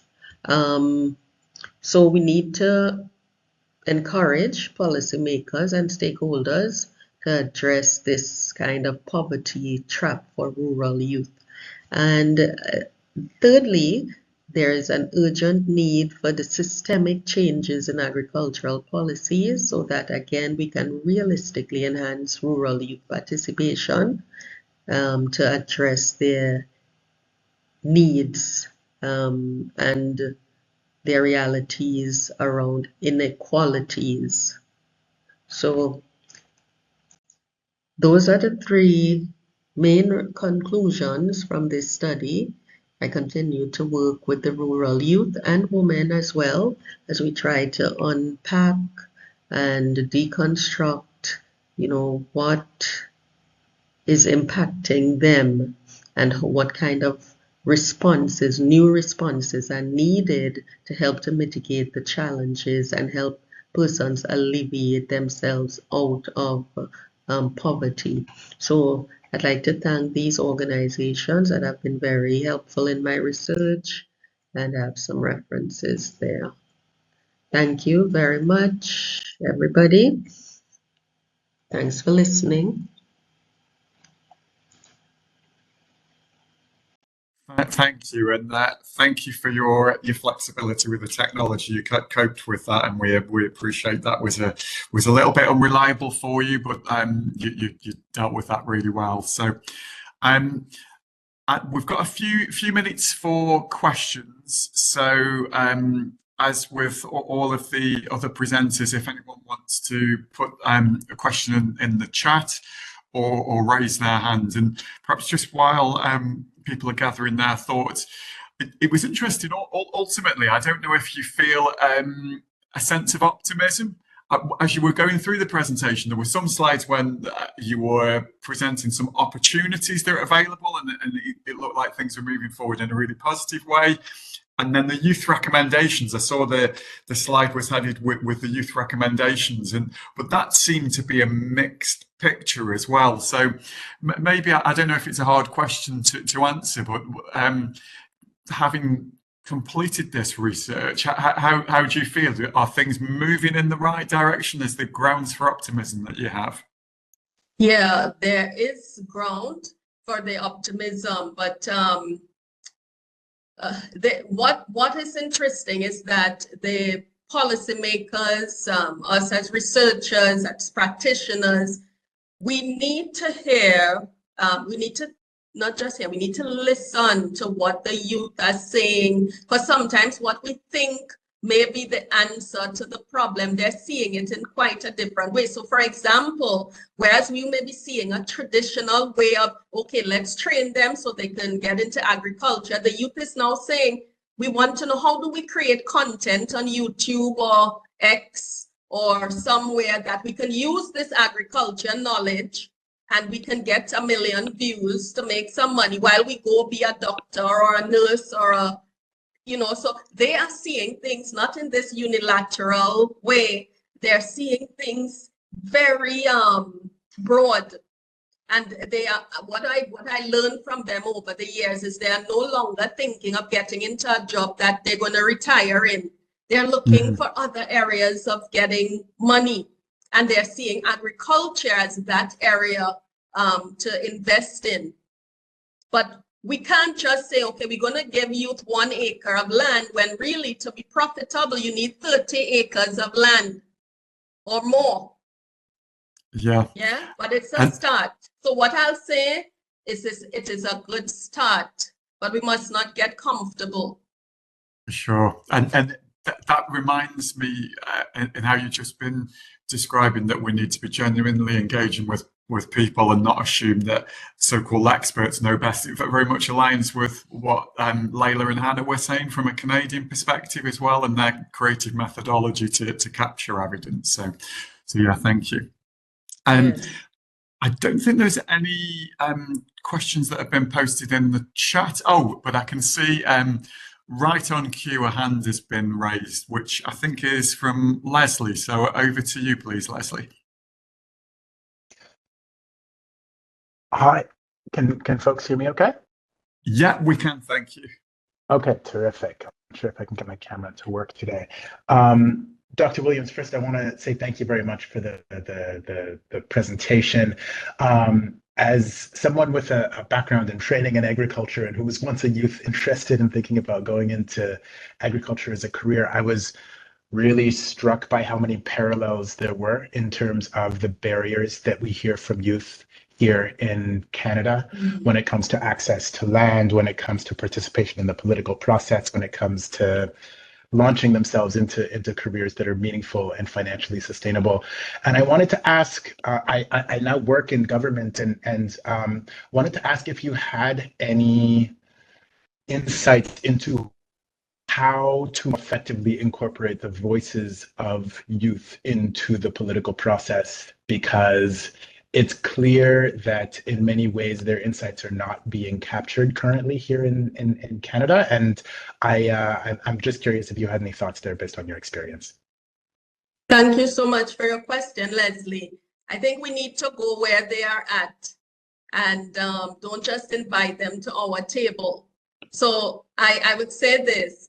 I was at a youth violence seminar just 2 days ago, and what I observed when I looked around the table, these are young people representing the voices of youth in Jamaica affected by violence, but they were all persons wearing honor badges. So the prefect, the mentor, and I remember one young person saying some of the things she's hearing at the meeting, it's a shock to her too as a young person. What am I saying? She's not representing the youth that you want to hear from. So we keep going looking for the leaders in the schools, in the traditional spaces. We need to go look for that youth who is rolling the marijuana, the youth who is in the prison.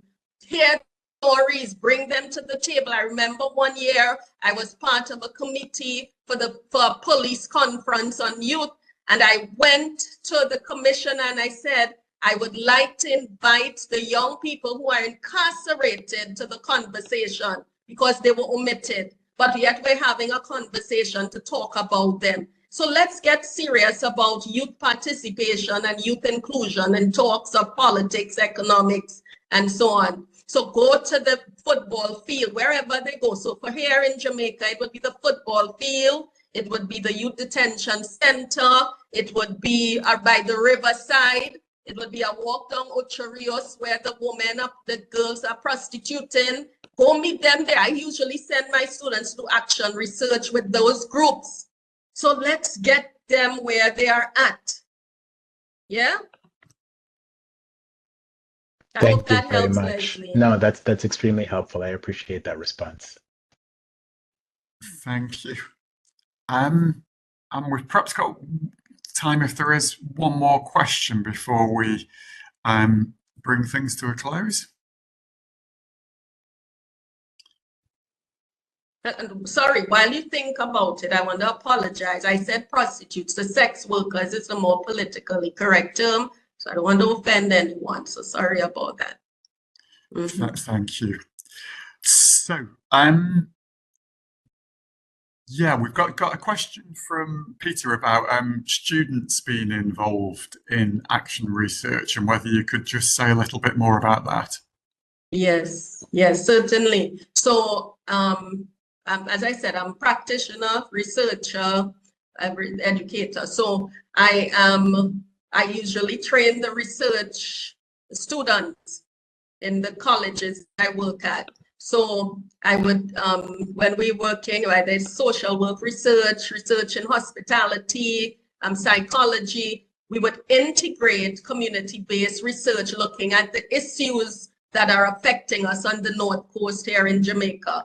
The students will develop their research proposals, we get our approvals, etc., and we get them immersed in the realities of the space they occupy. So, yeah, so it's action research. It's a critical component of the research agenda at the college where I work or wherever I'm asked to present or teach research. Excellent, thank you. So, as always with our conferences, we've covered a lot of ground. We've had 4 excellent presentations.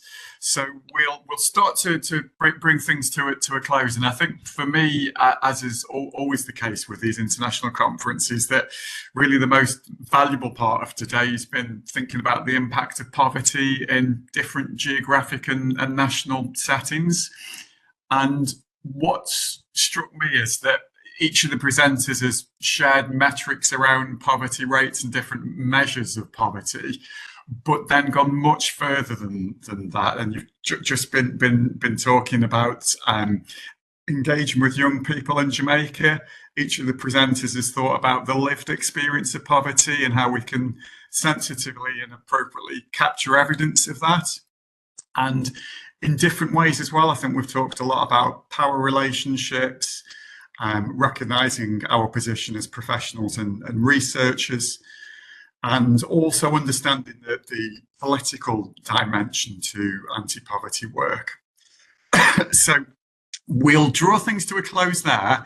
I guess the only other final question that we as a group have for you is that if there are thoughts or ideas for overall themes for these conferences that we will continue with into the future, then please do share those with us.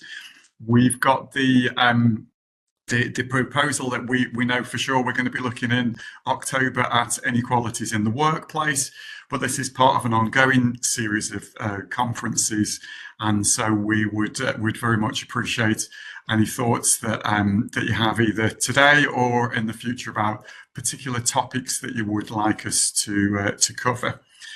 So I'll pause for a second, but I guess now is an appropriate time to draw things to a close. For those of us in the UK, I guess we're pretty much at the end of our working day. For some of you in Canada, you might still be in the middle of it and got other things that you need to progress on to. So thanks again, particularly to the 4 presenters, but for everyone engaging so actively with the papers. And we shall see you again in October.